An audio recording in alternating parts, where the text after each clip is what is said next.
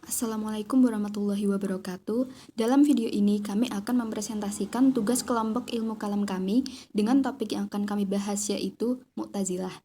Adapun anggota kami dari kelompok 2 adalah Agung Nugroho dengan NIM 202111344, Aransyah Maugra Istiawan NIM 202111362, Siti Dwi Nurjanah 202111367, Muhammad Najib 202111368, Afifah Khaliftia Muayyad 202111373, dan Kamelita Febriana Ningrum dengan NIM 202111375. Yang pertama adalah pengertian mengenai aliran Mu'tazilah secara etimologi dan terminologi.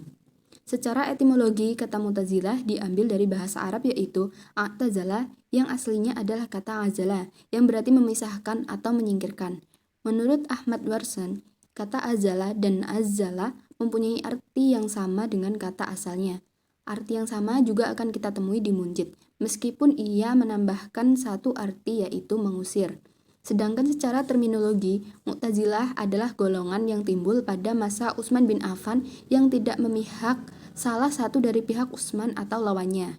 Mereka juga golongan yang tidak mau membaiat Utsman ketika diangkat. Pendapat ini dikatakan oleh Ahmad Amin. Sejarah lahirnya Mu'tazilah. Aliran Mu'tazilah merupakan aliran teologi dalam Islam yang dapat dikelompokkan sebagai kaum rasionalis Islam. Mu'tazilah Samarkand. Aliran ini muncul sekitar abad pertama Hijriyah di kota Basrah yang ketika itu menjadi kota sentra ilmu pengetahuan dan kebudayaan Islam. Dalam sejarah, Mu'tazilah timbul berkaitan dengan peristiwa Wastil bin Adha dan temannya Amr bin Ubaid dan Hasan al-Basri sekitar tahun 700 Masehi. Wahil termasuk orang-orang aktif mengikuti kuliah-kuliah yang diberisikan oleh Husain al-Basri di Masjid Basarah. Suatu hari salah seorang dari pengikut kuliah bertanya kepada Hasan tentang kedudukan orang yang berbuat dosa besar. Mengenai perlakuan dosa besar, Khawarij mengatakan kafir, sedangkan Mursiyah mengatakan mukmin. Ketika Al-Hasan sedang berpikir, tiba-tiba Wasil tidak setuju dengan kedua pendapat itu. Menurut pelaku, dosa besar bukan mukmin dan bukan pula kafir, tetapi berbeda di antara posisi keduanya, atau al-manzilah bain al-manzilataini. Setelah itu berdiri dan meninggalkan Al-Hasan karena tidak setuju dengan sang guru dan membentuk pengajian baru. Atas peristiwa ini Al-Hasan berkat istazalnya atau Wasil menjauhkan dari kita, dan dari sinilah nama Mu'tazilah dikenakan kepada mereka. Pemikiran-pemikiran utama aliran Mu'tazilah. Aliran Mu'tazilah merupakan kelompok kaum teologi pertama yang mengenalkan metode filsafat. Hasil pemikirannya mendalam dan bersifat filosofis. Dalam membahas persoalan teologi, mereka banyak memakai penalaran akal, sehingga mereka dikenal sebagai kaum rasionalis Islam.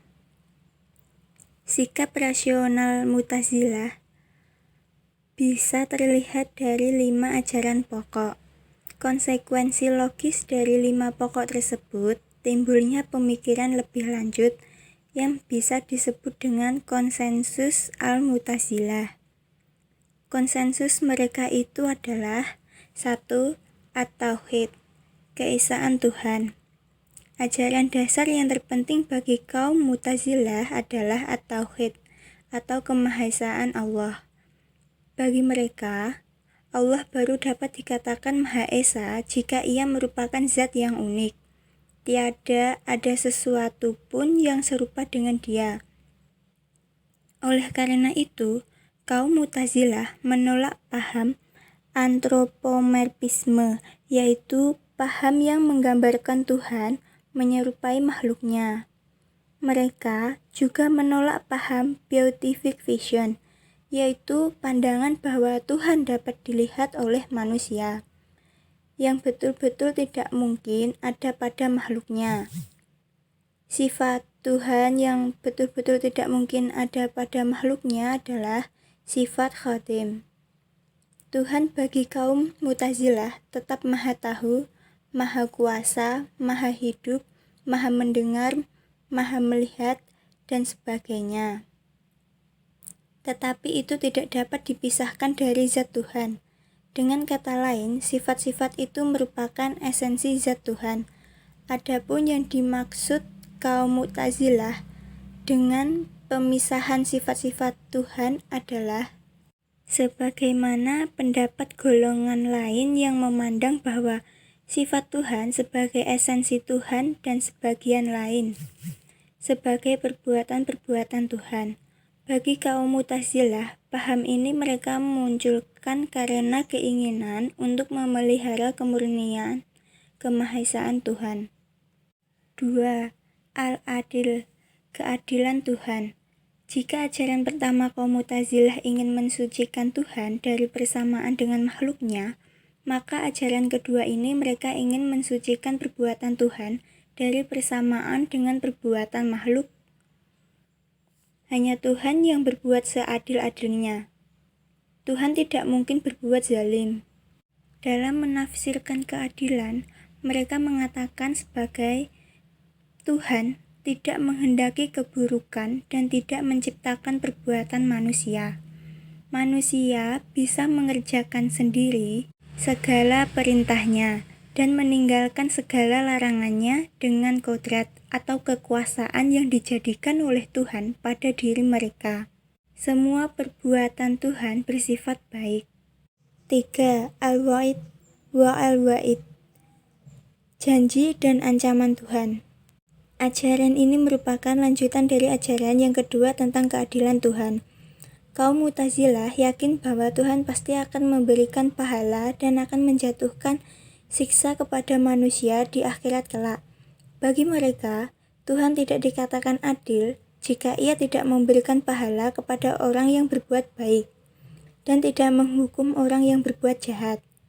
Keadilan menghendaki supaya orang yang bersalah diberi hukuman berupa neraka, dan yang berbuat baik diberi hadiah berupa surga, sebagaimana dijanjikan oleh Tuhan. 4.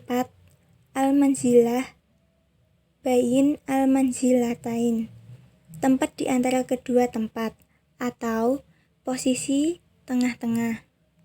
Inilah menyebabkan ajaran yang mula-mula lahirnya mazhab Mu'tazilah.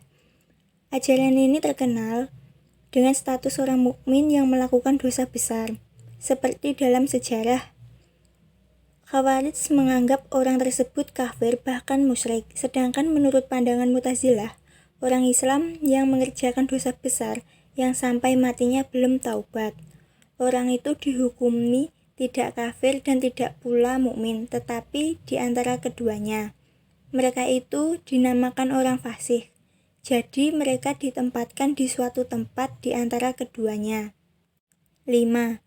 Al-amr bi al-ma'ruf wa al-nahyan al-munkar, menyuruh kebaikan dan melarang keburukan, atau menyeru pada kebajikan dan mencegah kemunkaran. Ajaran ini menekankan keberpihakan kepada kebenaran dan kebaikan. Ini merupakan konsekuensi logis dari keimanan seseorang. Pengakuan keimanan harus dibuktikan dengan perbuatan baik, di antaranya dengan menyuruh orang berbuat baik dan mencegahnya dari kejahatan.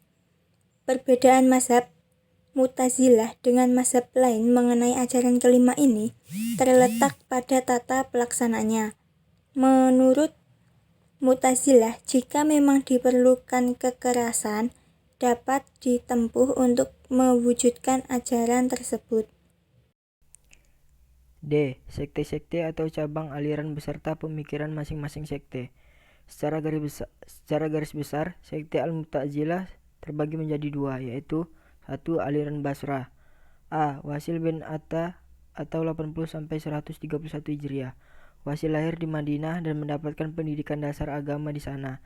Kemudian ia pindah ke Basrah dan berguru kepada Hasan al-Basri dan yang lainnya. Ia menjadi orang yang pandai berpidato, tegas dalam berbicara, dan kata-katanya mudah dipahami. Wasil adalah seorang ahli sejarah, hukum Islam, tasawuf, dan teologi. Wasil adalah orang pertama yang membina aliran Al-Mu'tazilah. Ajaran-ajaran Wasil dapat kita simpulkan sebagai berikut. 1.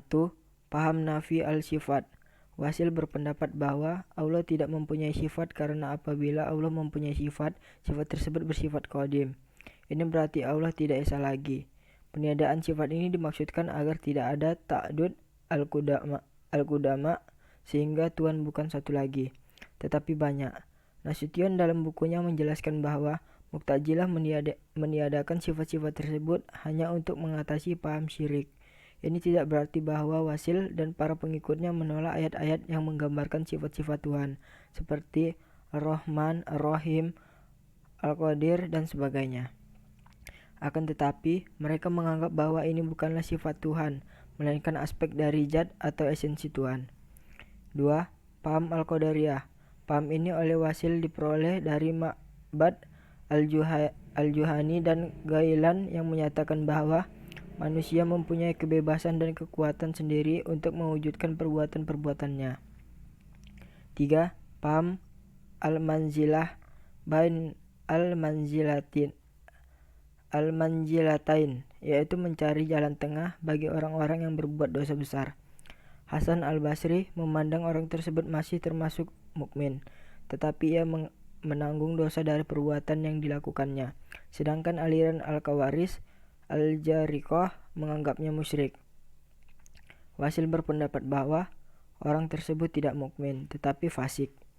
Wasil berpendapat bahwa baiat Abu Bakar itu adalah sah. Pembunuhan Utsman adalah merupakan kekeliruan. Golongan yang terlibat dalam peperangan Siffin melawan Ali telah melakukan dosa besar. Dalam hal ini, Al-Mu'tazilah membela Ali. B. Amr bin Ubaid atau 143 Hijriah. Amir adalah salah satu dari pemuka Al-Mu'tazilah yang pertama. Ia adalah ipar dari Wasil, tetapi pengetahuannya lebih rendah dari Wasil, sebagaimana dikatakan oleh istri Wasil bahwa perbedaan di antara mereka seperti langit dan bumi. Namun demikian, Amir terkenal di zamannya sebagai orang yang berakhlak mulia dan bertakwa. Amir memandang bahwa semua orang golongan yang terlibat dalam perang Jamal tidak dapat dinyatakan pihak mana yang bersalah, tetapi mesti ada yang bersalah, karena menurutnya Ali, Talha, Zubair, dan Aisyah adalah orang-orang yang betul-betul beriman dan berjasa bagi Islam, baik dalam berjihad dengan harta, benda maupun jiwa. Wasil dan Amir menyerahkan masalah ini kepada Allah Subhanahu wa taala. C. Abu Zail al-Alaf atau 235 Hijriah. Ia adalah pemimpin Mu'tazilah pada zamannya dan telah berjasa dalam memasukkan prinsip-prinsip filsafat atau ilmu kalam ke dalam ajaran Al-Mu'tazilah. Ia hidup di masa kejayaan dinasti Abbas dan menjadi guru Khalifah Al-Ma'mun. Ia telah mempelajari filsafat Yunani dan mengislamkan beberapa ajaran asing tersebut. Ajaran-ajaran Abu Zail sebagai berikut. 1. Penyediaan sifat Allah. Ia berpendapat bahwa Allah Maha mengetahui dengan pengetahuannya, dan pengetahuannya ini adalah Allah sendiri. 2. Kehendak Allah. Iradat ialah satu sifat perbuatan, yaitu sifat yang mengandung arti adanya hubungan antara Allah dan makhluknya. Kehendak Allah adalah cabang dari pengetahuan dan ilmunya, bukan sifat yang berdiri sendiri. 3. Manusia dapat mengetahui hal-hal yang baik dan yang buruk melalui akalnya, walaupun ia belum mengetahui syariat agama. 4. Paham al-salah wa al-aslah. Allah menciptakan segala yang baik-baik atau al-salah dan bermanfaat bagi manusia atau al-aslah. D. Al-nazam atau 231 Hijriah. Murid Abu Huzail yang terkenal cerdik dan rasional adalah Ibrahim bin Sayyar bin Hani al-Nazam. Al-Nazam berpendapat bahwa praduga terhadap sesuatu yang meragukan adalah pengetahuan. Orang awam akan menerima suatu berita tanpa praduga, tetapi kaum khawas akan ragu-ragu dahulu barulah mereka menerima atau menolak. Pengetahuan juga dapat diketahui melalui eksperimen, khususnya dalam pengembangan ilmu pengetahuan.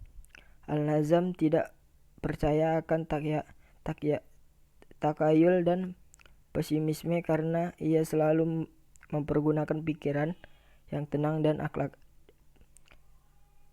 akalnya. Dengan demikian, ia berpendapat bahwa manusia tidak dapat melihat jin yang berbeda susunannya dengan manusia. Al-Nazam juga berpendapat bahwa kemukjizatan Al-Quran terletak pada berita-berita gaibnya. Adapun mengenai bentuk dan susunannya, manusia pun mampu membuatnya apabila Allah tidak menghalanginya.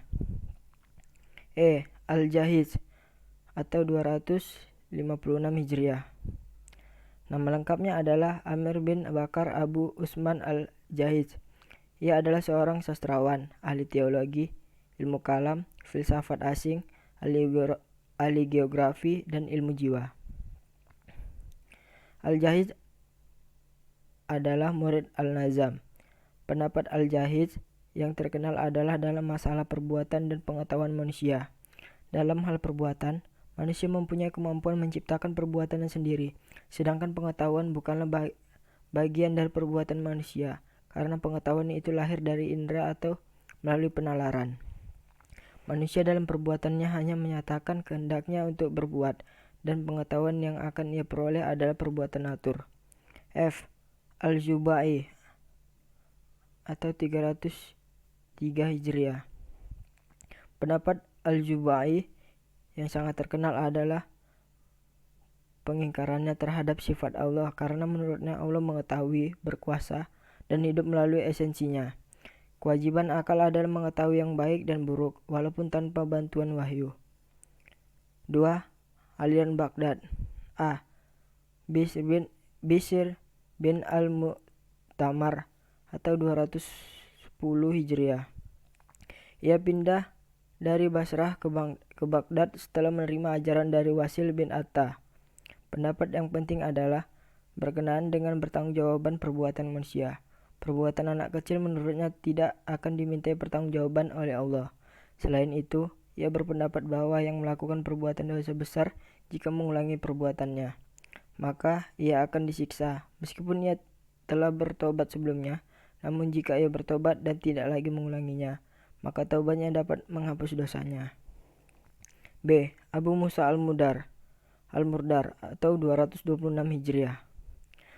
Pemimpin aliran Baghdad yang sangat ekstrim adalah Abu Musa al-Murdar karena pendapatnya yang mudah mengkafirkan seseorang. Ia menyatakan bahwa orang yang mengatakan Allah dapat dilihat dengan mata kepala adalah kafir. Demikian pula bagi orang yang berpendapat bahwa perbuatan manusia itu diciptakan oleh Allah. Orang yang memandang tidak jelasnya kekuasaan manusia. Orang yang memberikan sifat kepada Allah seperti yang dimiliki oleh makhluknya. Dan juga orang yang memandang bahwa manusia itu terpaksa dalam melakukan perbuatannya.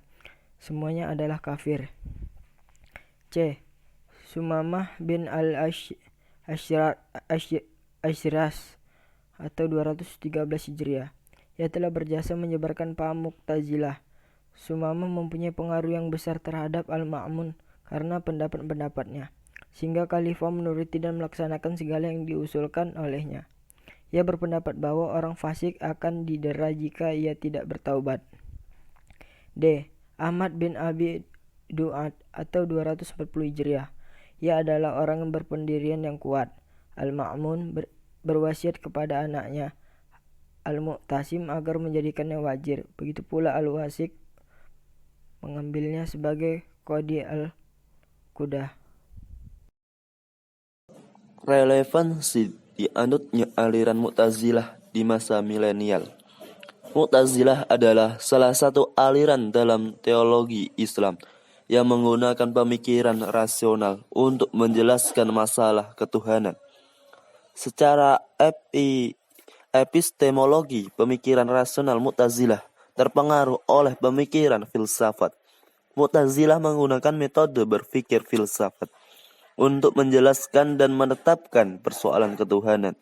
Mu'tazilah berpendapat bahwa Tuhan telah memberikan kemerdekaan dan kebebasan bagi manusia dalam menentukan kehendak dan perbuatannya. Karena Tuhan tidak absolut dalam kehendaknya, dan Tuhan mempunyai kewajiban berlaku adil, berkewajiban menempati janji, berkewajiban memberi rizki dalam hubungannya dengan perbuatan manusia.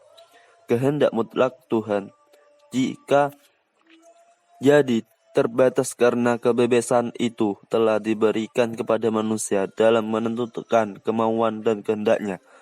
Menurut Mu'tazilah, posisi manusia dalam alam semesta memiliki pandangan tersendiri. Manusia harus berhubungan dengan alam dan tidak dapat menghindari diri dari ketentuan-ketentuan yang berlaku berdasarkan hukum alamiah.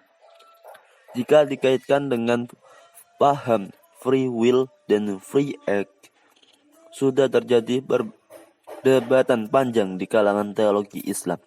Aliran-aliran golongan Mu'tazilah merupakan aliran teologi Islam yang terbesar dan tertua. Aliran ini mempunyai peranan penting dalam sejarah pemikiran dunia Islam.